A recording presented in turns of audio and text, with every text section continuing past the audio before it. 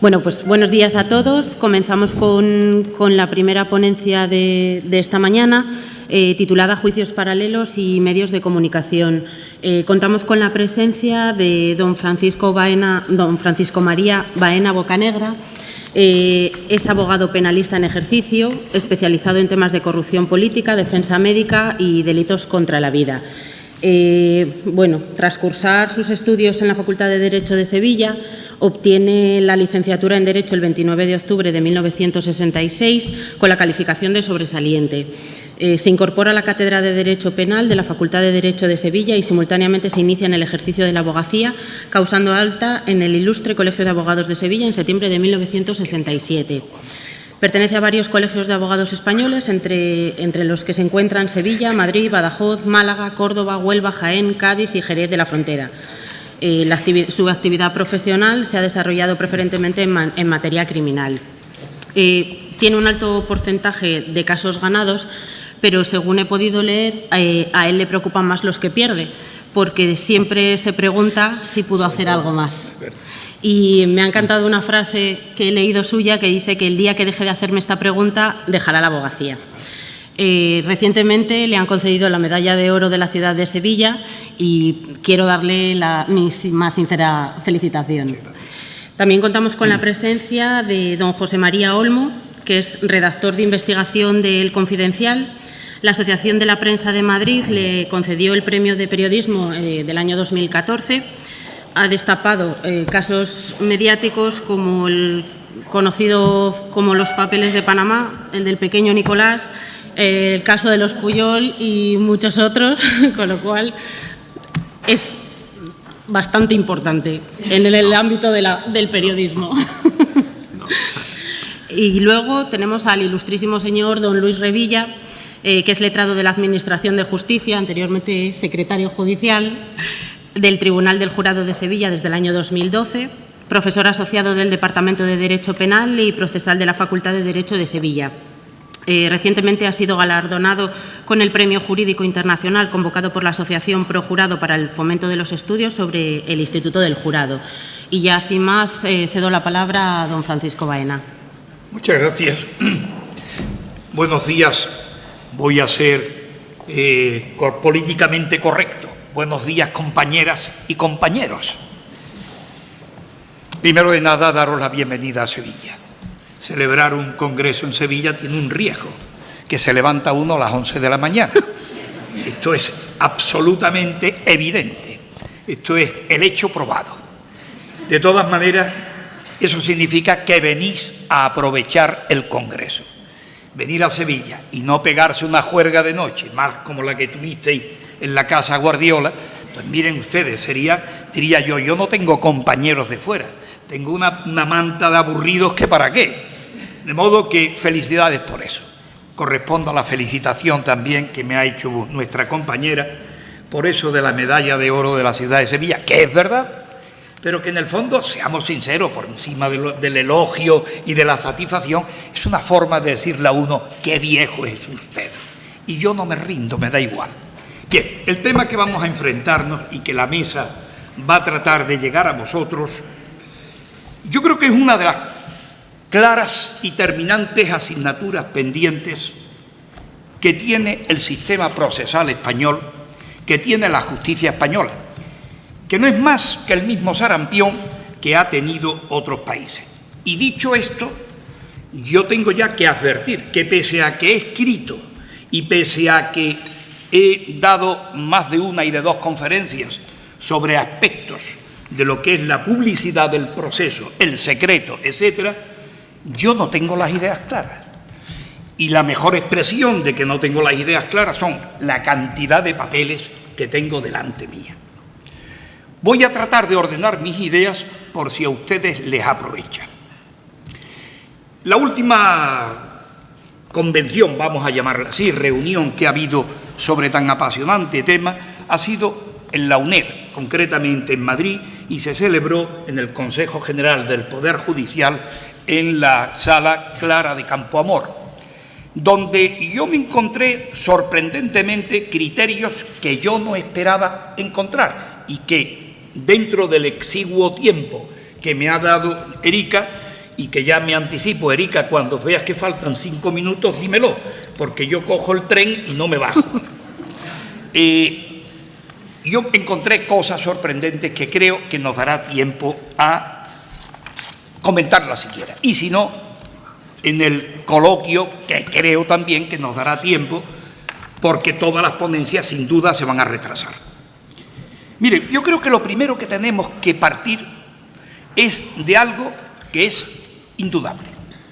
No podremos enfrentarnos al tema del secreto, de los campos restringidos de conocimiento externo o interno con respecto al proceso, estamos hablando obviamente en la jurisdicción penal, si no partimos del reconocimiento constitucional a la publicidad del proceso. Si ustedes miran la historia del proceso penal español desde sus más remotos vestigios hasta llegar a la ley seria, como yo digo, que es la ley de Alonso Martínez, y que como todas las cosas serias terminará por caer, ya están anunciando, bueno, vienen anunciándolo hace 20 años, pero en fin, ya mirando la ley de Alonso Martínez nos damos cuenta que el gran debate que ha existido siempre es el secretismo y el oscurantismo frente a la transparencia y la publicidad.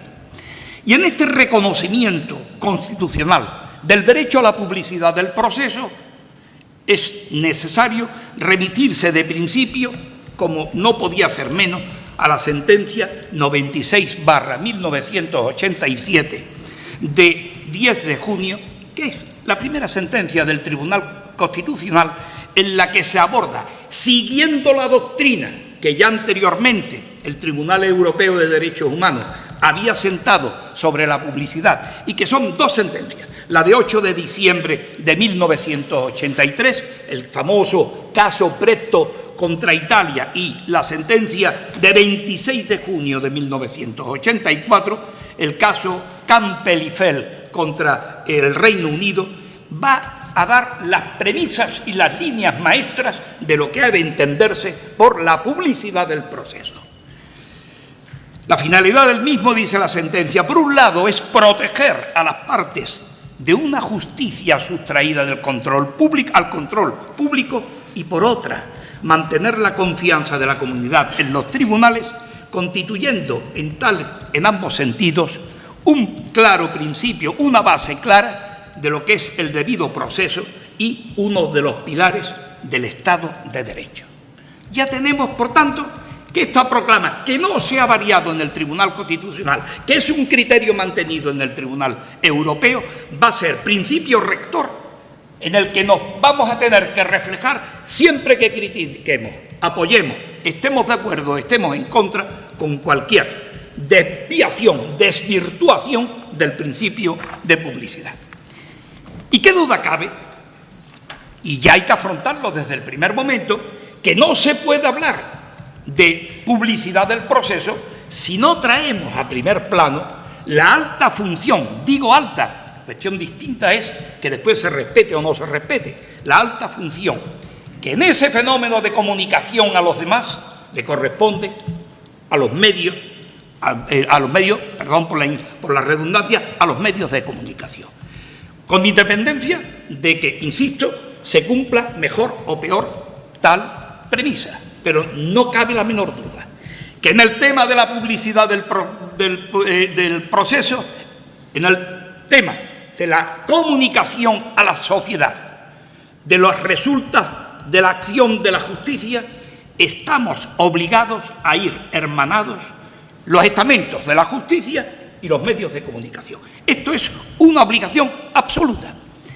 Y quizás porque un reflejo de esa situación que yo reconozco paladinamente, porque una de las consecuencias que se refleja de la vigencia y prepotencia de esta afirmación que he hecho, radica en que si ustedes cogen cualquier periódico en cualquier día y en cualquier momento, observarán ustedes que una de los puntos de encuentro que tenemos, aparte de que nos hablen de los americanos, de los yihadistas, etcétera, es la sección de deporte, y yo diría que casi más importante, la sección de sucesos y de tribunales, que tanto monta, monta tanto. Esto es una realidad. Hace muy recientemente se ha publicado por una eminente profesora sevillana, la profesora Rodríguez Cancela, un trabajo sobre la contemplación, vamos a llamarla así, de lo que se le dedica por los medios de comunicación a la justicia, y las cifras eran realmente sorprendentes. Se hablaba de un 49% de la información. Esto dice mucho. Podemos hablar hoy de una formación especializada. Aquellos viejos tiempos de aquel cronista que existía en ABC, que hacía unas crónicas de los juicios que eran deliciosas, hoy se ha visto superado y hay verdaderos especialistas. Y tengo que decir que tienen ustedes la suerte, y yo también la tengo, de compartir mesas, no sé si criterios, con quien me acompaña en esta mesa, señor Olmo, que pertenece además a un prestigioso foco de información como es el Confidencial. Por lo tanto, partiendo de ello, parece que no es ocioso que yo les recuerde a ustedes que la sentencia 30.982 de 1 de junio de nuestro Tribunal Constitucional concede a los medios de comunicación ni más, pero ni menos, que el concepto de papel o la función de papel, o el papel, perdón, de intermediarios naturales entre la noticia y cuantos no están en condiciones de recibirla directamente. Y tampoco nos puede sorprender que el Tribunal Europeo de Derechos Humanos, vamos a llamar la más alta instancia europea, pues cuando se refiere a los medios de comunicación, los moteje con el nombre de perro guardián de la democracia. Y eso está en 2 sentencias, en el caso Torgeirsson contra Islandia y en el caso Thoma contra Luxemburgo, y muy recientemente, en el año 2004, más recientemente, en el caso de Radio France contra Francia. Pues bien, este planteamiento teórico pacífico de la cuestión se compadece con la realidad. Aquí ya empezamos a poner el pie en el agujero. Y no se compadece porque a nadie se le escapa y a nadie se le oculta la tremendísima competencia que existe en los medios de comunicación. Competencia entre los escritos y los audiovisuales, competencia entre cada uno de esos segmentos. Y esa competencia se traduce naturalmente en saber quién es el que da la noticia antes y con mayor relieve para acaparar la atención del público. Miren, en el periodismo norteamericano existe una frase que dice textualmente: las buenas noticias no son noticias. Una sentencia del Tribunal de la Corte Suprema Americana, una sentencia del juez Clark, se refiere así, con esta misma traducción, con esta misma: las buenas noticias no son noticias. Y evidentemente la justicia, en cuanto reflejo de esa parte, vamos a llamarle vidriosa de la sociedad, del delito, el reparo o el reproche que la sociedad hace al delincuente, evidentemente de buenas noticias no estamos hablando. Por lo tanto, lo que se corre el peligro inmediatamente que el medio, dependiendo de la formación, claro está, de cada uno de los servidores del mismo, el medio haga el tratamiento desde la curiosidad o el impacto a llegar al morbo. Y ese discurso lineal que va de un extremo a otro es el que va a incidir directamente en el problema que en el fondo subyace, que son los procesos paralelos. Porque, ¿qué es la información judicial? Miren, yo creo que la información judicial no es más que el facilitar a los ciudadanos la posibilidad de ejercer el control sobre la actividad de la justicia. No es otra, no es otra. Y por lo tanto, lo primero que hay que saber es distinguir entre la publicidad extrínseca o externa y la publicidad interna. ¿Cuál es la externa? Pues la publicidad externa es la que dimana del artículo 301 de la Ley de Enjuiciamiento Criminal. Las partes son las que tienen el conocimiento de la causa y el resto queda fuera. ¿Cuál es el intrínseco? El que se puede recortar desde el propio juez con la declaración del secreto sumarial, en el que no tiene acogida ni la defensa, ni el Ministerio Fiscal, ni el propio juez. Consecuentemente, desde este deslinde es cuando tenemos que enfrentarnos con el reflejo que supone esa distinción frente al concepto de proceso paralelo. Porque, mire, yo vengo observando desde el tiempo que me dedico a estudiar este tema, yo vengo observando que no tenemos un concepto claro de lo que es el proceso paralelo. Hay definiciones largas, hay definiciones cortas, y yo incluso he propiciado una definición que por ahí está, y ahora me referiré a ella. Profesor de la Carlos III, de la Universidad Carlos III de Madrid, dio una larga, pero que creo que es, si ustedes me lo permiten, nos invita a la reflexión. Don Eduardo Espín Templado dice que es el conjunto de informaciones aparecidas en un periodo de tiempo en los medios de comunicación sobre un asunto sub iudice, a través de los cuales se efectúa por dichos medios una valoración sobre la regularidad legal y ética del comportamiento de personas implicadas en hechos sometidos a investigación judicial. Y continúa: tal valoración se convierte ante la opinión pública en una especie de proceso, al cabo de un determinado periodo de tiempo en el que han ido apareciendo informaciones sobre los hechos acompañados de juicios de valor más o menos explícitos, editoriales, contribuciones de personas ajenas a los medios. Las personas afectadas aparecen ante la opinión pública, o al menos ante un segmento de ellas, como inocentes o culpables. La definición que yo di, que he dado y que sigo manteniendo, es mucho más breve. 5 minutos. Ya me he comido, qué barbaridad. Ven ustedes, como digo, como llevo yo razón del problema que tienen las primeras ponencias en los congresos de abogacía joven, que yo también he sido abogado joven, cuidado. Oh, qué tonterías ninguna. Bueno, yo les voy a dar la mía, que es crear anticipadamente al juicio y mantener en el juicio, y a veces sostener hasta después del juicio, un estado de la opinión pública acerca de la culpabilidad o la inocencia del acusado, desde una interpretación de los hechos y datos sumariales o extrasumariales, cuando no desde un desconocimiento con absoluto desprecio a los principios esenciales que rigen la aplicación de la justicia en un Estado de Derecho. No se preocupen, estoy seguro que ustedes no se la han leído. Ustedes saben la famosa máxima universitaria: si tú quieres que un secreto no aparezca, publica en una revista especializada. No se entera nadie, no lo lee nadie.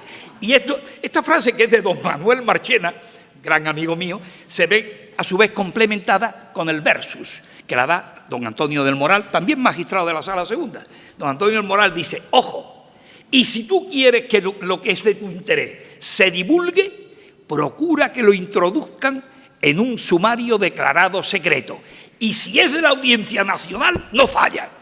Pues esto es así, desgraciadamente. Bueno, tengo que abreviar porque, sin duda, y ustedes más jóvenes y más versados que yo, conocen este tema quizás con mejor sentido que el propio ponente.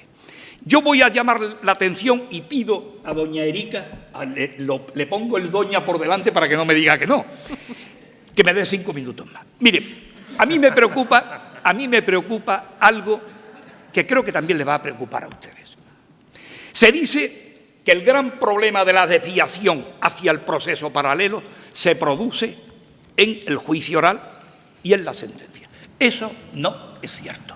Eso no es cierto, o al menos mi criterio es que no. El proceso paralelo se gesta y se inicia desde una mala instrumentación, interpretación y valoración de los hechos en la fase de instrucción. Y en esto, abiertamente, yo discrepo, por ejemplo, de Antonio del Moral, que mantiene lo que he dicho al principio, que es a partir del juicio oral. No. Entre otras cosas porque el juicio oral, la información es paralela para el público en general y para el periodista. Por lo tanto, el público en general, el lego en la materia, está en mejores condiciones de contrariar la opinión del periodista. Pero en la fase de instrucción no. Y en la fase de instrucción hay 3 momentos, hay muchos más, pero no quiero caer en las iras de doña Erika y que no me invite a comer, porque si no estoy perdido. Hay varios momentos, pero yo les voy a llamar la atención a ustedes sobre algunos de ellos. El primero de todos, el famoso y eterno artículo 301 de la Ley de Enjuiciamiento Criminal. Como ustedes recordarán, el artículo 301 de la ley lo dice terminantemente. Las diligencias del sumario, antiguamente decía, serán secretas, ahora dice, serán reservadas y no tendrán carácter público hasta que se abra el juicio oral. ¿Qué significa esta modificación que viene, como ustedes saben, de la ley 41, perdón, de la disposición final 1.8 de la ley 4/2015, que es la ley del Estatuto de la Víctima? Pues esto significa que el legislador no ha tenido vergüenza torera para reconocer en la ley que el secreto de las actuaciones ya no existe, para gran satisfacción de los periodistas. Naturalmente, tiene un marco, cuidado, que ya quiero anticiparlo para que nadie se llame a equivocación. Yo creo en los procesos paralelos. Es decir, proceso paralelo es todo lo que suponga crítica a un procedimiento, estado de opinión sobre un procedimiento. ¿Y por qué no lo va a hacer la prensa? ¿Y por qué no lo van a hacer los ciudadanos si son instrumentos del control público, del control de la justicia? Yo lo que no estoy de acuerdo es que la información que se va a dar esté en manos de periodistas, lo voy a decir con mucho respeto, que no tienen ni puta idea de dónde están de pie. Así de claro. Porque afirmo tajantemente, he tenido ocasión de participar en foros de profesionales del periodismo y he mantenido las mismas cosas que estoy diciendo aquí, donde he denunciado, y ustedes lo pueden ver diariamente, que junto a esa buena figura de la crítica o del comentario jurídico por periodistas especializados, que por ejemplo en Sevilla les puedo decir a ustedes que hay una auténtica, vamos a llamarle no legión, pero escuadrilla, una buena escuadrilla de comentaristas. Lo que no estoy de acuerdo es con el que no tiene eso y lo que hace es deformar la información. Miren, algo es sumamente sencillo y yo diría que hasta accidental. Día 1, se publica en el juzgado de instrucción número 6, el juez que lleva encargado el procedimiento específico, los ERES, los famosos ERES. Quien nos conoce, esto es un sembrado. Sevilla es un sembrado para este tema que estamos hablando, un auténtico sembrado. Yo les recomiendo, van a estar 2 días, con el café les voy a recomendar un maravilloso ejercicio que me van a recordar de la primera ponencia que estaban ustedes con los ojos cerrados, que es con el café y la tostada, pidan un par o 3 periódicos de Sevilla y empiecen a abrirlo. Y van a empezar a ver cómo eso del secreto de las actuaciones es una mentira. Miren ustedes, acabo de ver saliendo de tomar café con Luis y con, no me acuerdo, Rosa. Acabo de ver los titulares de un famoso periódico que dice: Chávez en el banquillo. Toma ya. Esta es la portada de un periódico de Sevilla. ¿Lo ha hecho el comentarista? No. Lo ha hecho la mesa de redacción, que tiene que meter la portada, que se compre el periódico, pero es que el otro es igual, el otro es igual y el otro es igual. Así de claro. Pues bueno, en eso no se escapa nadie. Bueno, antiguamente se escapaba el As y el Marca, pero ya ni esos. La mejor información que tenemos sobre el juicio de Messi y de su papá, digo lo de su papá, no lo digo yo, lo de ese es mi papá y yo, ¿no? Bueno, su papá y él, la mejor información la tenemos en el AS y en el Marca. ¿Quién es capaz de defender en un estrado universitario o en una ponencia ante ilustres colegas que el secreto sigue existiendo? Es una reminiscencia del pasado que se llama artículo 301 y que para nada sirve, en absoluto. O al menos ya me dirán ustedes qué es lo que hay. Es verdad que para tratar de canalizar y mejorar la información, pues bueno, se han acudido a muchos procedimientos. Por ejemplo, la creación de los protocolos de comunicación de la justicia con... Esto daría, creo que a lo mejor me puedo meter una cuñita en el... posteriormente. ¿Qué es lo que quiero decir? Y termino con dos momentos puntuales más. La detención. Mire, la detención, dice la ley, no lo digo yo, lo dice la ley.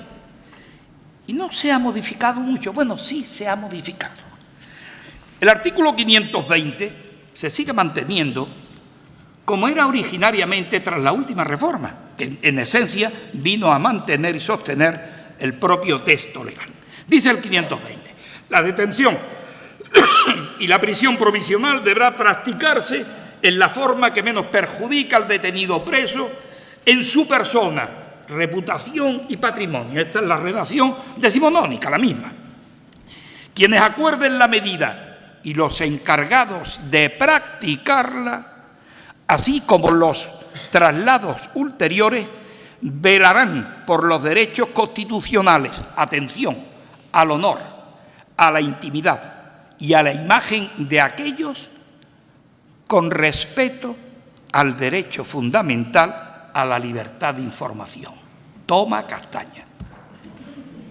Toma castaña. Entonces yo tengo que comprender que distinguidos compañeros míos en Sevilla, y alguna vez algo he hecho yo, pero bueno, no se debe uno de poner en primera línea, se quejen de que aparecen unidades policiales y la calle donde van a hacer la detención está rodeada de gente, de periodistas, de cámaras de televisión.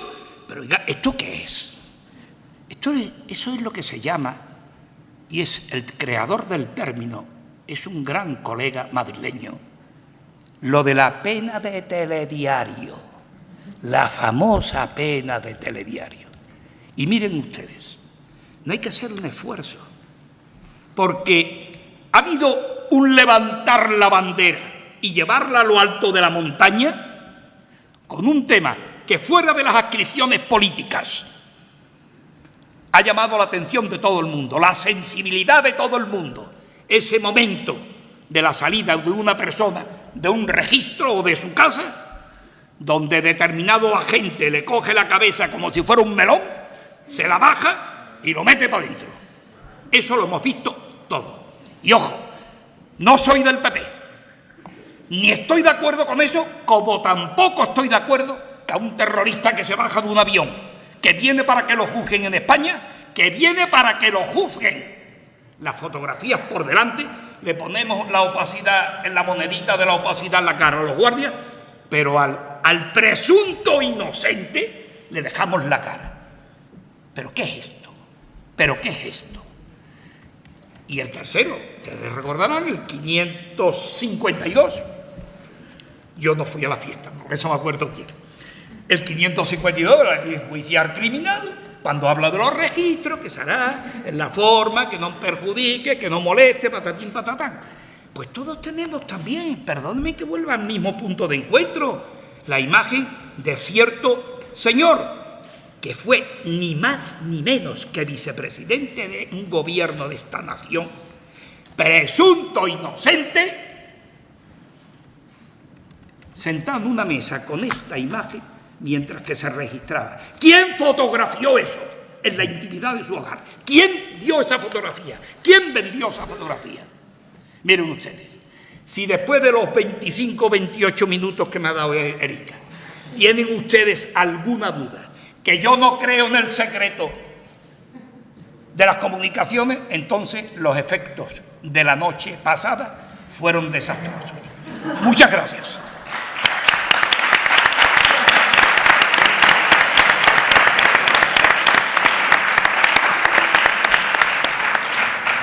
Bueno, no sé si te invitaré a comer, ¿eh? No ¿Me lo pasó sé. mucho? Bueno, un poco. ¿Sí? Mi amigo Luis ahora recorta. Bueno, toma la palabra José María Olmo. Hola, bueno, buenos días. Nada, yo quiero dar en primer lugar las gracias por la invitación al Congreso, a los organizadores y también dar las gracias a los magníficos compañeros de mesa que tengo esta mañana aquí. Decía antes Paco Baena que las buenas noticias no son noticias. Yo no estoy de acuerdo porque hace poco ganó la Champions el Real Madrid y fue una gran noticia, ¿no? Díselo a los catalanes. Yo creo que aquí en esta sala hay un sospechoso y soy yo porque bueno, pues hablar en un foro como este del papel que hacen los medios de comunicación cuando tienen que informar de procesos judiciales no es fácil, va a ser más bien complicado, pero bueno, como antes decía Erika, la tengo que corregir, yo no soy importante, yo vengo aquí a hablar en representación mía y a lo mejor quizás, si acaso, de un tipo de prensa, ¿no? Hay muchos tipos de prensa, hay una prensa local, hay una prensa amarilla, hay una prensa del corazón, hay una prensa deportiva y no podemos defender a todos los periodistas, no es ese mi objetivo esta mañana, como de la misma forma que entiendo que ustedes no tienen absolutamente nada que ver con Rodríguez Menéndez o no tienen nada que ver con el abogado de León que se quedó durmiendo en el coche en el juicio de Isabel Carrasco, ¿no? Yo creo que generalizar no es bueno. Yo voy a hablar de cómo veo el problema de los medios de comunicación y los juicios desde mi óptica y espero que les resulte a ustedes interesante. Yo creo que el mero hecho de dar por válida la existencia de unos juicios paralelos es erróneo, porque pretender que esos juicios paralelos no existan es usurparle a la gente la capacidad de expresarse libremente, de la existencia de una opinión pública, de reconocer el papel social que tiene la justicia. La justicia es la herramienta que los ciudadanos han delegado en una estructura, en una administración, para que en su nombre decida lo que es o no justo, y perdón por la redundancia. Es decir, no existe una justicia privada. La justicia no tendría el papel que tiene actualmente si la gente no estuviera al tanto de qué tipo de decisiones han seguido para condenar o no a una persona. Y más aún cuando estamos hablando, porque entiendo que esta mañana estamos hablando sobre todo de eso, de casos que crean una especial alarma o que generan una especial preocupación. Por tanto, entiendo que ese es el motivo por el cual se consideran que las vistas orales deban de ser públicas y deba haber un libre acceso a las sentencias, ¿no? Yo quiero hablar de más allá de esos juicios paralelos, que insisto, que para mí no son juicios paralelos, porque incluso los periodistas, que supuestamente somos autores de esos juicios paralelos, estamos al final sujetos a la jurisdicción ordinaria. Yo mismo estoy imputado por revelación de secretos por un presunto corrupto, el señor Granados, y para mí piden, si no estoy equivocado, 5 años de cárcel. Nosotros, los supuestos autores de juicios paralelos, no podemos, por tanto, ser responsables ni tomar ninguna decisión, porque al final estamos también sujetos a las mismas medidas a las que pueda estar y al mismo código penal al que pueda estar expuesto una persona que esté imputada o que esté siendo investigada o que esté directamente sentado en el banquillo. Yo vengo a reivindicar esta mañana las 3 funciones que, en mi opinión, cumplen los medios de comunicación en una sociedad libre, en un Estado de Derecho, en una democracia como es España. Primero, yo creo que los medios de comunicación cumplen, por un lado, una función puramente informativa. Como decía, en una democracia los juicios no pueden ser privados, los procesos por los cuales una persona acaba siendo condenada es necesario que sean explicados y que sean argumentados. Esto no es Corea del Norte, donde nos enteramos de qué ha pasado con una persona una vez que ya está muerta o lo han devorado los perros de Kim Jong-un. Es necesario que se conozca qué pasa en los procesos, cómo la justicia administra la ley en nombre de la sociedad, ¿no? Sobre todo en esos casos, como decía, de especial alarma social. Por ejemplo, en el caso del violador de Ciudad Lineal, yo vivo en Madrid y yo seguí en directo cómo eran las investigaciones para tratar de localizar a este individuo. En ese caso en concreto, por ejemplo, es un caso evidente donde nadie informó de la detención en tiempo real, nunca se supo qué estaba ocurriendo, nunca se llegó a dar ningún detalle que pudiera permitir que esta persona huyera.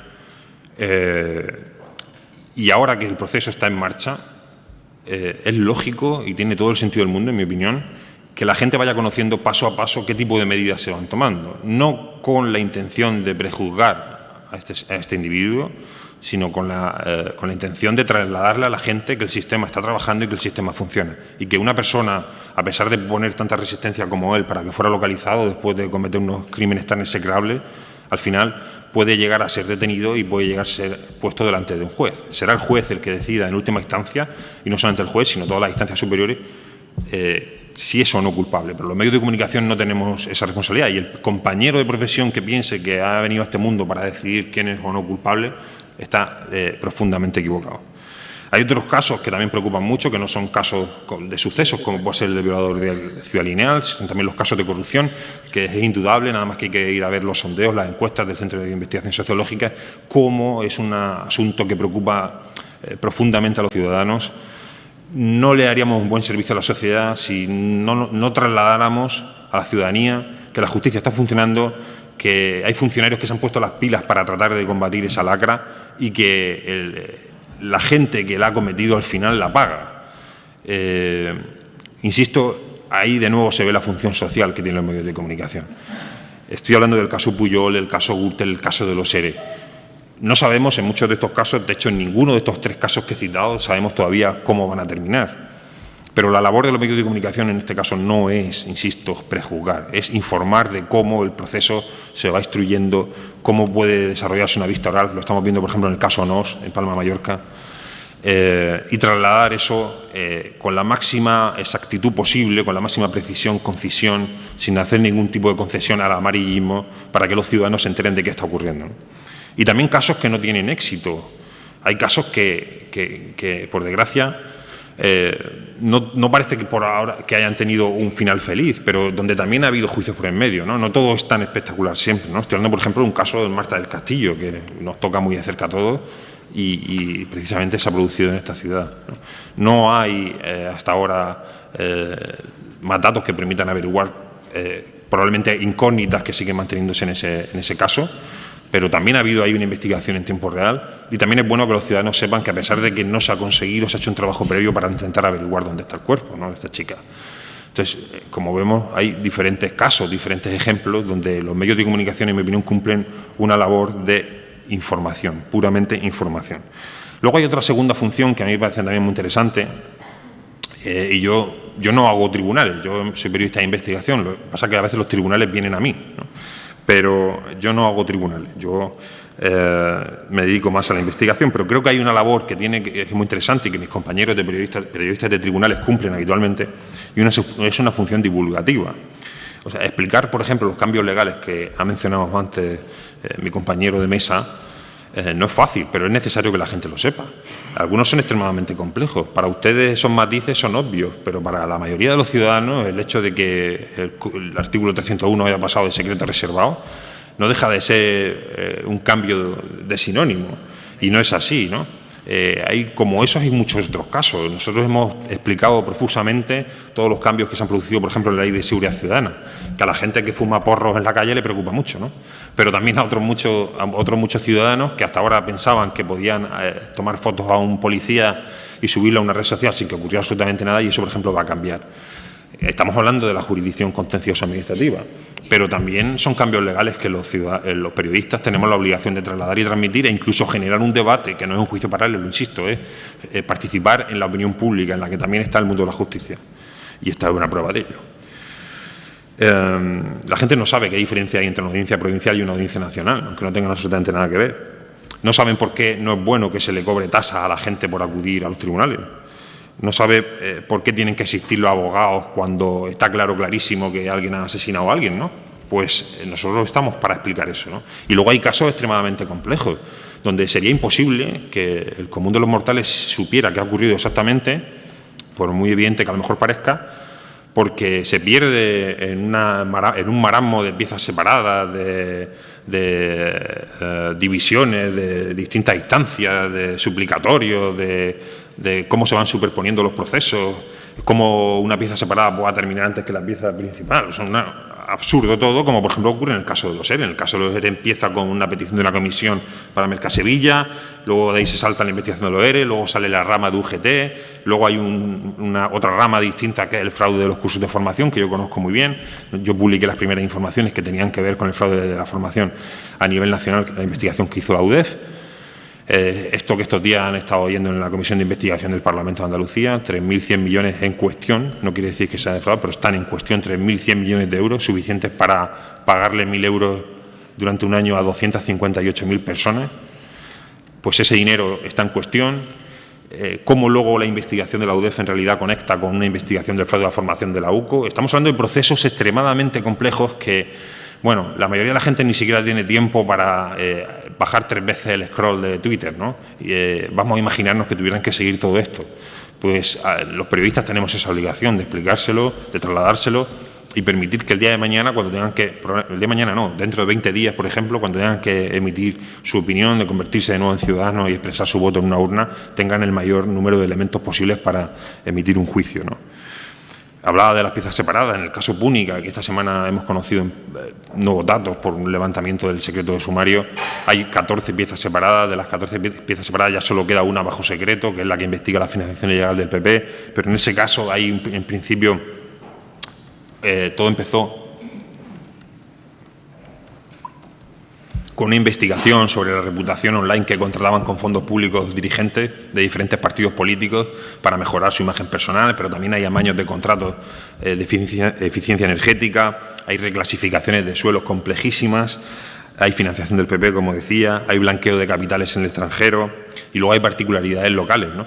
¿Cómo es posible que un ciudadano sea capaz de seguir todo eso si no hay alguien que está detrás haciendo buen periodismo? No mal periodismo, insisto, con el que no me identifico y con el que espero que ustedes tampoco me identifiquen a mí. Buen periodismo, es necesario comprender eso, es necesario hablar con las partes, es necesario hablar con los imputados, porque también hay que hablar con los imputados y con los investigados, perdón, para saber cuál es su opinión y permitirles que se puedan defender, ¿no? Y luego hay una función investigadora que muchas veces se olvida. Los medios de comunicación no solamente vamos a rebufo de los procesos judiciales, muchas veces somos los precursores de que un caso se investigue. Nuestro trabajo también es darle a conocer a la gente cosas que todavía no están delante de un tribunal, cosas que a lo mejor un ciudadano normal no sabe y que un juez tampoco, y ni siquiera los propios afectados saben que a lo mejor han incurrido en un delito, ¿no? El caso Watergate es uno de los casos más conocidos, que acabó con la renuncia de Nixon, pero hay casos como el caso Gall, el caso Roldán, escuchas del CSIC. Antes ha mencionado Erika un caso en el que yo participé a la hora de destapar, que es el caso del pequeño Nicolás. Entiendo que es un caso que se puede afrontar desde muchos puntos de vista. Es un caso que en algunos sitios ha sido afrontado de una forma frívola, como la historia de un friki. A nosotros desde el principio, y yo creo que por eso nos dieron el premio, no nos pareció que fuera una broma, nos pareció que era el caso que demostraba el estado de putrefacción general del sistema, que demostraba cómo un chico de 20 años era capaz de convencer a las más altas instancias del poder económico, político, social de la capital de Madrid y llevar a cabo los planes que se proponían, ¿no? Ese fue nuestro objetivo, no fijarnos en el dedo, sino en la luna. Y durante mucho tiempo hemos estado investigando qué tenía que ver con ese chico, qué es lo que había alrededor. Y hemos permitido, en algunos casos, modestamente tengo que decirlo, que el caso avance, que la investigación avance aportando pruebas distintas de las que se conocían, porque esa también es nuestra función.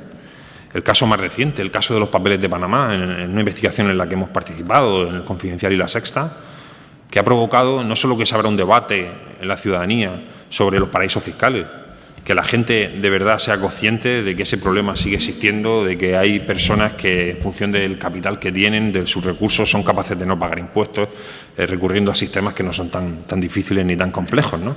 Cosa que la mayoría de los asalariados no pueden hacer. Todos los años, cuando llega la declaración de la renta, no tienen más remedio que pasar por la mesa de Hacienda y pagar lo que les toca, como debemos hacer todos, ¿no? Pero en el caso de los papeles de Panamá ha quedado al descubierto que no solamente los políticos, sino también gente del mundo de la cultura, del mundo del deporte, ha estado recurriendo a este tipo de estructuras recurrentemente durante años sin que nadie lo supiera. En este caso, esta investigación periodística ha acabado provocando que la Fiscalía nos llame, que la Audiencia Nacional se ponga en contacto con nosotros para requerirnos información para iniciar procesos judiciales. Muchas veces los periodistas no vamos a rebufo, no nos dedicamos a hacer juicios paralelos, sino que somos los precursores de casos. No siempre, por supuesto, pero modestamente creo que esa es una de las funciones que también tiene que cumplir el periodismo. Yo creo en el hermanamiento del que hablaba antes Paco.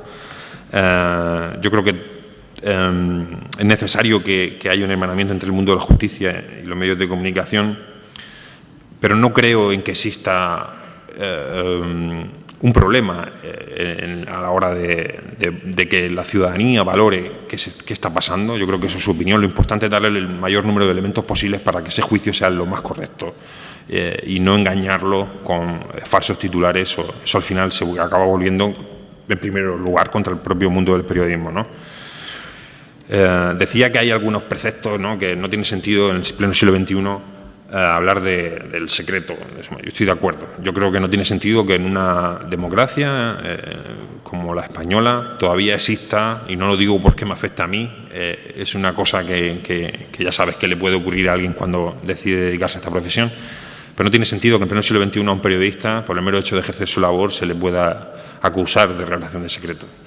Yo creo que los periodistas tenemos una responsabilidad, es una responsabilidad moral, y nosotros informamos en el campo de la verdad periodística, no de la verdad judicial.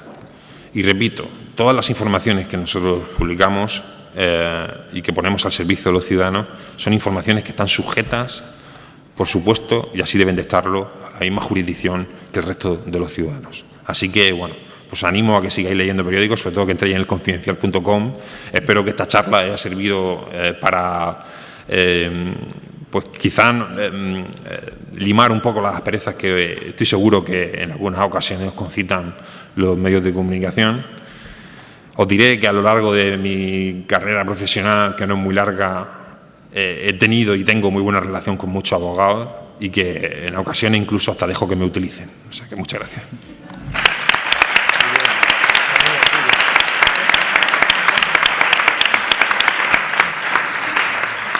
Muchas gracias, José María. Tiene la palabra el ilustrísimo señor don Luis Revilla. Muy buenos días a todos. Bueno, en primer lugar, quiero agradecer a la abogacía joven que hayan contado con mi presencia y decir también que comparto prácticamente la totalidad de las afirmaciones de los compañeros de mesa, de los ilustres, muy ilustres compañeros de mesa. Y claro, este tema del que estamos hablando probablemente, como bien apuntaba Paco, pues daría para mucho tiempo porque estamos hablando del océano. Hay tal cantidad de cuestiones que incluso estando ya aquí subidos en esta mesa se nos plantean que no tienen nada que ver con lo que podíamos traer apuntado. También el hecho de intervenir en tercer lugar hace que, bueno, vaya a tener que hablar de flecos o de distintos puntos relativos a la publicidad. Y claro, se plantean una serie de cuestiones. Es cierto también que probablemente el privilegio o la situación en la que me encuentro al llevar no 4 sino 14 años en el Tribunal del Jurado de aquí, pues haga que pueda hablar un poquito de cómo puede afectarle a esa independencia, a esa imparcialidad o a esa presunción de inocencia una noticia contada por un medio y de la que se han empapado los ciudadanos que después van a intervenir integrando el Tribunal del Jurado. Pero, como os digo, quisiera hablar de pinceladas, que es lo que podemos hacer, dado que tenemos un poquito de prisa por motivos de transporte público, tanto José María como el que os habla. Bien, en primer lugar, hablar de los juicios paralelos y la presunción de inocencia. Conviene apuntar que el Tribunal Constitucional lo que dice es que ha de exigirse siempre que la información que se emita por parte de los medios sea veraz. De manera que, en teoría, aunque en la práctica suceda diferente, lo único que puede enervar la presunción de inocencia es la sentencia que al final se dicte. Y no solo la sentencia primera, sino la sentencia que adquiera firmeza, porque, como bien sabemos, mientras no sea firme, se mantiene aún esa presunción de inocencia. Y, por lo tanto, el Tribunal Constitucional no va a proteger las actividades informativas pues que transmitan como hechos verdaderos bien simples rumores carentes de constatación o meras invenciones que se hayan realizado sin comprobar previamente la realidad de lo que se cuenta.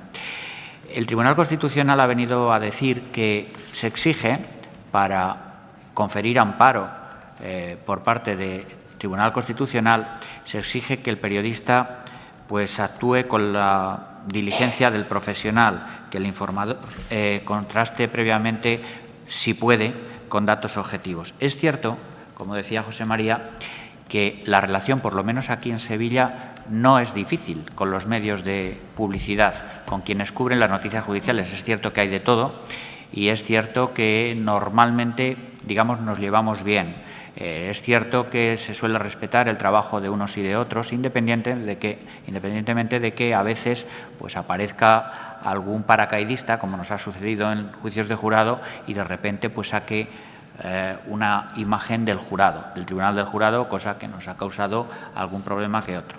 Pero normalmente nos llevamos bien. Partiendo de esto, tenemos que pensar que el tratamiento extrajurídico o extraprocesal del problema es diferente, porque el tratamiento de la prensa por un lado y de los tribunales por otro es diferente en los siguientes sentidos. Primero, en cuanto a la publicidad, porque nosotros, los tribunales, partimos de esa publicidad reservada como criterio generalizado, sobre todo en fase de instrucción, como muy bien decía Paco, aun cuando se vaya flexibilizando por un lado o por otro, dependiendo de los intereses que pueda tener una parte o de que pueda tener el propio medio de comunicación, mientras que los medios de comunicación precisamente tratan de que la publicidad sea lo más amplia posible. En segundo lugar, los tiempos. Digamos que en justicia, en la Administración de Justicia, los tiempos, desgraciadamente, no son tan rápidos, no urge tanto la noticia, dar la noticia o publicar la noticia, mientras que para la prensa lo principal es dar, en primer lugar, esa noticia. Quien se apunta a la noticia en primer lugar lleva mucho ganado porque hay una competencia importante. En tercer lugar, en cuanto al lenguaje. El lenguaje que nosotros utilizamos no tiene nada que ver con el lenguaje coloquial o directo o de la calle que utilizan los medios de publicidad, mientras que nosotros utilizamos una terminología excesivamente técnica muchas veces. Y finalmente, la discreción. Los tribunales intentan, aunque no lo consigan prácticamente nunca, que los intervinientes sean discretos, mientras que la prensa precisamente lo que intentan es que le faciliten la noticia a la mayor brevedad. Esto sería, digamos, unas reflexiones. ¿Y cómo podríamos solucionar el problema o el riesgo de esos juicios paralelos que efectivamente suceden? Juicio en sentido más amplio, no juicio en fase oral, sino desde el primer momento, fase de instrucción, que es cuando probablemente la noticia tenga más jugo a nivel mediático, porque probablemente sea esa noticia en fase de instrucción la que despierta el interés del lector o del oyente.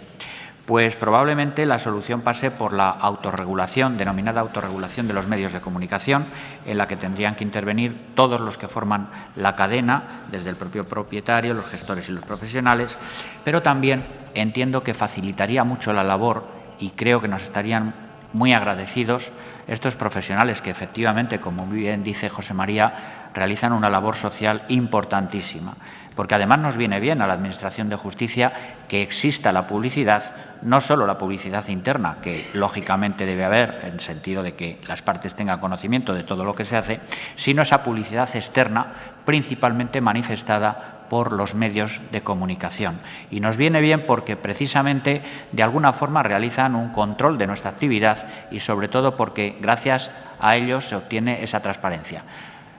Es cierto que algunas noticias pueden ser más sensibles que otras y que habrá que medir lo que se le pueda facilitar. ¿Y cómo podrían? Sugiero, aparte de los gabinetes de información que se van creando, partiendo primero del Consejo General del Poder Judicial, después de los que han fijado en los distintos tribunales superiores de justicia, finalmente incluso con delegaciones en el caso de Sevilla. Aparte de eso, creo que, como dicen en los pueblos, es mejor hablar directamente con la monja que con el torno. Y hay dos profesionales en la Administración de Justicia a los que rara vez acuden, probablemente por ignorancia, los periodistas. El cauce para obtener información directa y fiable entiendo que sería, por un lado, la propia Fiscalía o los propios fiscales, porque precisamente el artículo 4 del Estatuto Orgánico del Ministerio Fiscal pues viene a decir que al fiscal le corresponde informar a la opinión pública de los acontecimientos de interés que se vayan desarrollando en el proceso, siempre con respeto a la reserva del sumario, a sus deberes de reserva y a los derechos de los afectados. Y, sobre todo, y voy a hacer publicidad de mi puesto de trabajo, a los letrados de la Administración de Justicia, porque probablemente mucha noticia queda frustrada o muchos periodistas se frustran cuando no consiguen noticias porque llaman directamente a la puerta del titular del órgano, del juez o del magistrado. No es él quien tiene que hablar con la prensa, salvo que quiera salir mucho en fotos o en cámaras y tenga los problemas que a veces tienen. Porque, claro, el problema de que a uno le guste mucho la cámara es que a lo mejor llega un momento en el que no puede dominar o no puede cortar. Los letrados de la Administración de Justicia tenemos, por Ley Orgánica del Poder Judicial, artículo 454, cuarto, la labor de facilitar primero a las partes interesadas, partes en sentido técnico-procesal, tanto los particulares como sus asesores legales, abogados y sus representantes procesales, pero también a aquellos que manifiesten y justifiquen un interés legítimo y directo. Y informaremos, facilitaremos información, siempre que podamos, del Estado que mantiene las actuaciones y de todos aquellos hitos de relevancia que puedan producirse en el proceso. Y entiendo que ahí la prensa no tiene por qué, digamos, hacer una labor especial de justificación de interés legítimo, porque en principio se le debe presuponer dentro de esa labor social que muy bien reivindicaba José María. Voy a pasar, antes de tocar finalmente el jurado, porque me gustaría hacer mención a cómo funciona la publicidad. No la publicidad desde el punto de vista de la Constitución, sino de las últimas reformas de la Ley de Enjuiciamiento Criminal, porque yo creo que la gente no ha caído, sobre todo la prensa todavía no se ha dado cuenta, cuando se den cuenta de cómo se ha reformado la publicidad del juicio oral del 680 y siguientes, porque además se aplica supletoriamente también a los juicios de tribunal de jurado, probablemente se preocupen un poquito. Ha pasado, a lo mejor se han fijado más en esa urgencia que caracteriza su labor, esa urgencia de obtener la noticia en fase de instrucción sumarial, y se han olvidado de alguna dificultad que van a encontrar para cubrir las noticias respecto de informaciones de juicios orales. Y me explico. Olvidemos Constitución, porque ya se ha mencionado aquí el artículo 120 primero, principio de publicidad de las actuaciones, regla general, y excepción por razones de orden público y de protección de derechos y libertades. En juicio oral, Ley de Enjuiciamiento Criminal, a partir de la Ley 4 de 2015, a la que ha hecho mención don Francisco Baena Bocanegra, viene a decir, regla general, que los debates de juicio oral serán públicos so pena de nulidad, sin perjuicio de las limitaciones siguientes. Primero, la posibilidad de celebrar o de decretar que se celebre a puerta cerrada, que puede hacerse tanto de oficio como a instancia de parte, si es de oficio previa audiencia de las partes. Puede acordarse que se celebren todas las sesiones o parte de alguna de las sesiones o alguna sesión concreta sin intervención y sin asistencia de público o de prensa, por razones de seguridad u orden público, para proteger derechos fundamentales de los intervinientes. Fijaros que es más amplio que la idea de la protección de la víctima, que era lo que se estaba siguiendo hasta ahora, y en particular, sobre todo en materia de víctimas, de protección a las víctimas, para proteger el derecho a la intimidad de la víctima, el respeto a ella o a su familia, o para evitar que se le causen daños relevantes. Es cierto que hay una excepción importante, porque dice que se podrá autorizar la presencia de personas que acrediten especial interés. Entiendo que en este punto sí va a ser difícil que se considere de especial interés la prensa, porque correría serio riesgo esa posible vulneración de los derechos de los intervinientes. Y no se puede aplicar, y ahí sí es lógica, que no se pueda aplicar o no le afecte el alcance de la decisión del auto de celebración a puerta cerrada al fiscal, a las personas lesionadas. Habla la ley aquí de procesados, porque recordemos que hablamos del 681, que sí generaría o devendría la existencia de un procesado previamente, el acusador, el actor civil y sus defensores. Pero el legislador va más lejos. Dice facultativamente, en estos casos y para proteger a las víctimas, se puede acordar las siguientes medidas. Primero, en cuanto a la información. Y en cuanto a la información, se puede prohibir, no sé cómo, pero se puede prohibir, ya veremos si hay control o no, o se pueden tomar medidas eficaces para conseguir que esto se produzca así. Se puede prohibir la divulgación y publicación de información. También, en cuanto a imágenes, se puede prohibir la obtención, divulgación y publicación de imágenes de la víctima o sus familiares.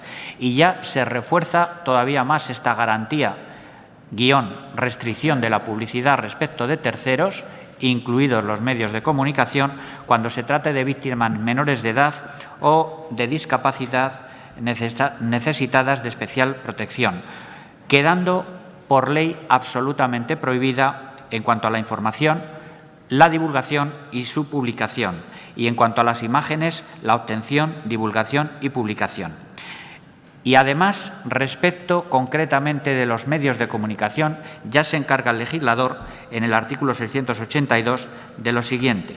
Se prevé respecto de los medios de comunicación la posibilidad de restringir la presencia de medios de comunicación audiovisual y también la posibilidad de acordar la prohibición de la grabación de audiencias en cuanto sea imprescindible para preservar el orden de las sesiones, los derechos fundamentales de los intervinientes, intimidad de las víctimas, etcétera, etcétera. Como medidas que puede adoptar finalmente el presidente de la sala, puede prohibir que se grabe sonido e imagen e incluso determinar qué diligencias o actuaciones pueden ser grabadas o difundidas. Y finalmente, prohibir que se tomen y difundan imágenes de personas o prohibir que se facilite la identidad de intervinientes. En la práctica habitual, ¿qué es lo que hacemos nosotros en el Tribunal del Jurado? Lo normal es que los medios pidan grabar en directo, normalmente se dice que no, o retransmitir en directo, normalmente se dice que no, porque supone un trastorno importante al funcionamiento ordinario del juicio, supone incomodidad, sobre todo cuando se trata de jurados. Entonces, lo que hacemos es conceder unos primeros minutos donde, digamos, se autoriza que tomen imágenes de la sala con los intervinientes, con el magistrado, con el fiscal, los abogados. Ya del acusado depende, hay veces que el magistrado autoriza que salga imagen del acusado, hay veces que no, ya depende de cada uno de ellos, lo que les sirve para hacer un mudo y sobre esas imágenes pues dar la noticia luego en los audiovisuales o sacar la fotografía. Es cierto que también nos dice la prensa que, claro, no les sirve de nada tener una fotografía donde esté la sala vacía, pero claro, en cualquier caso los jurados no suelen salir, no les gusta salir y por lo tanto no suelen salir.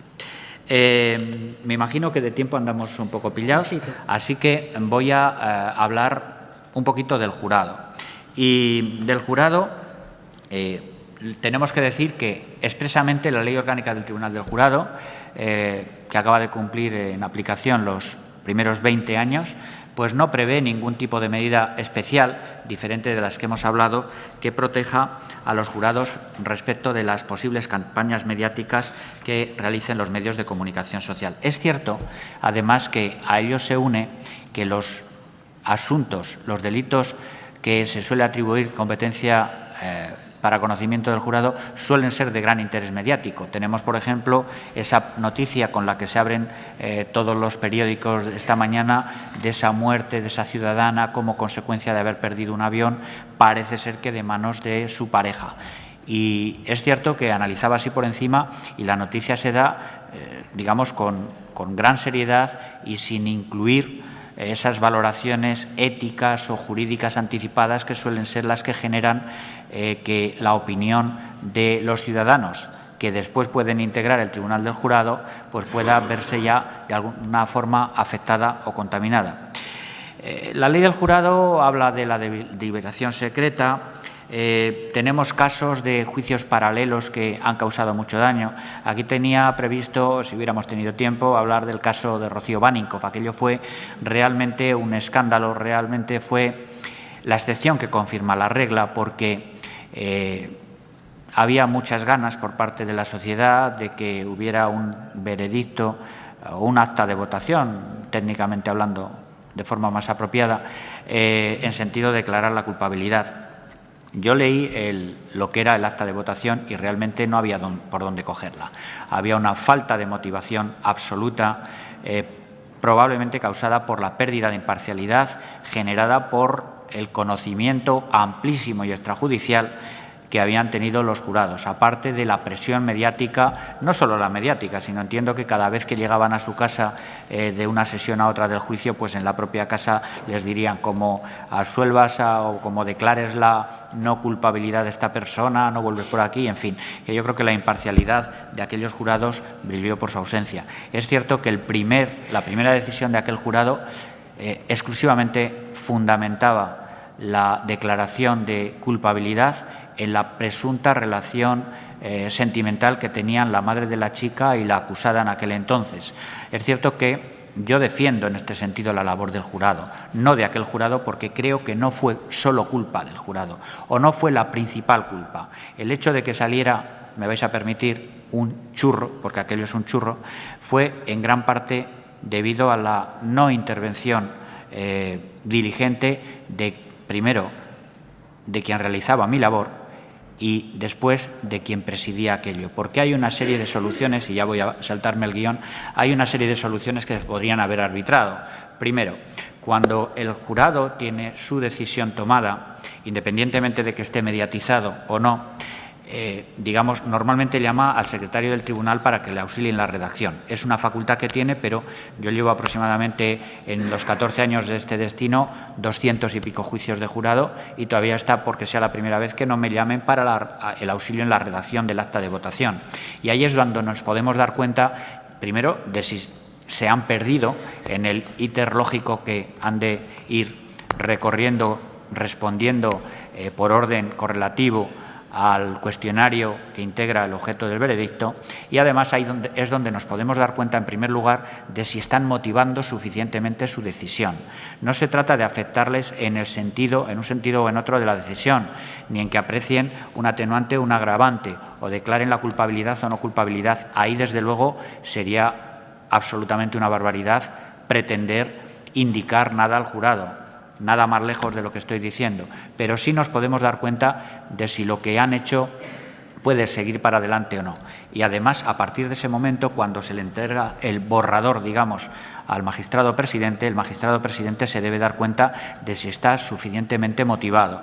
Y si no está suficientemente motivado, tiene la posibilidad de devolverlo varias veces, convocando a las partes para la ampliación de instrucciones que tampoco afectarán, ni mucho menos, a la imparcialidad y a la independencia del jurado, cuyo estatuto jurídico debemos recordar que está equiparado absolutamente al de un juez profesional, con la diferencia que tiene. Es cierto que no se les puede exigir una motivación tan amplia como hace un juez profesional y no se les puede exigir que sean asépticos e invariables a la presión mediática que está. Pero hay unas garantías que son las que, entiendo, salvan la labor del jurado, a pesar de, por ejemplo, la mediatización que podrían haber sufrido si el juicio de Marta del Castillo, que en principio iba a ser jurado, pero no fue por motivos diferentes, nada mediático, lógicamente, sino una decisión del propio Tribunal Supremo, cambio de criterio en orden a la competencia objetiva. Digo que hay unas garantías que son las que a mí me dejan tranquilo. Primero, esa imparcialidad, esa posibilidad de poner en conocimiento cualquier tipo de inquietación o perturbación que tiene cualquier miembro del jurado, de ponerlo en conocimiento del magistrado presidente, lo mismo que si fuera un juez profesional. En segundo lugar, el sistema regulado de requisitos, posibilidad de excusas, sistema de prohibiciones, incapacidades, etcétera. La posibilidad de que las partes conozcan el perfil del jurado a la hora de poder recusar, incluso sin causa, a los jurados que sospechen que puedan verse afectados de dudosa imparcialidad. Sobre todo, la garantía principal es la motivación, el hecho de que no puede resultar una decisión caprichosa, aun cuando estén leyendo la prensa y estén viendo el Sálvame, donde todos ponen querellas por lo criminal. Yo no conozco de otro tipo, pero aprendemos mucho de procesal, de andar por casa, aprendemos muchísimo en el Sálvame. Y se me ha ido la idea. Bueno, el caso es que, aunque les pida al cuerpo declarar la culpabilidad de una persona, hay un sistema de motivación que debe ser muy riguroso, y sobre todo el sistema de las mayorías, porque para declarar culpable a una persona han de juntar 7 de 9 votos. Mientras no lleguen a los 7, no solo para declarar probados los hechos que le perjudican, también para declarar, digamos, probadas las posibles circunstancias que agraven la responsabilidad criminal, de forma que, en su contrario, para declarar la no culpabilidad basta con 5 de los 9, o para declarar probadas las circunstancias que atenúen o eximan de la responsabilidad. Por todo eso, después, por el hecho de la motivación, el sistema de mayorías y, sobre todo, por el trabajo de campo. Veréis, no llega a un 5% el número de declaraciones de nulidad de decisiones de jurado por falta de motivación. Es decir, nulidad, porcentaje de nulidades declaradas por los órganos superiores, en este caso por tribunales superiores de justicia o Tribunal Supremo, que no llegan ni con mucho al porcentaje de declaraciones de nulidad que se hacen respecto de sentencias de tribunales profesionales. Y además hay un indicador importante. Y el indicador importante es que, precisamente, a pesar de que normalmente los asuntos decididos por jurados suelen ser objeto de recurso de apelación ante el Tribunal Superior de Justicia, y como normalmente suelen ser decisiones de culpabilidad en un porcentaje muy elevado, también suele merecer la pena ir en casación al Tribunal Supremo, puedo decir que con datos objetivos en la mano se han confirmado aproximadamente el 75% del sentido de las decisiones adoptadas por el Tribunal del Jurado. Eso significa que el porcentaje de modificación es mínimo y que, desde luego, hay que darle un voto de confianza al jurado. Es cierto también que, si no existiera la figura del jurado, nosotros seguiríamos trabajando lo mismo que trabajábamos antes en un juzgado de lo penal.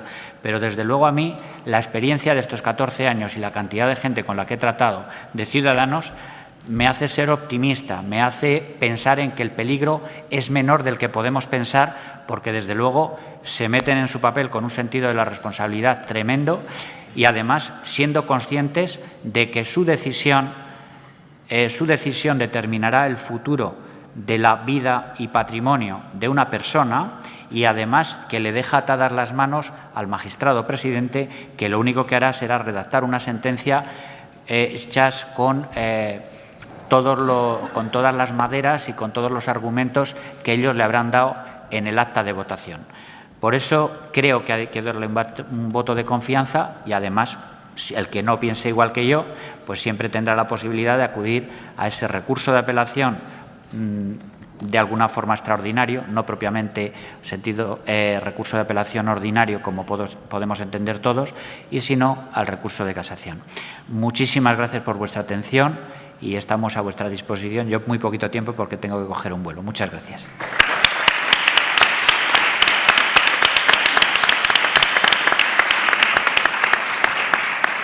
Bueno, muchas gracias, Luis. Si alguien tiene alguna pregunta. Sí, Mara. Espera, que te trae el micro.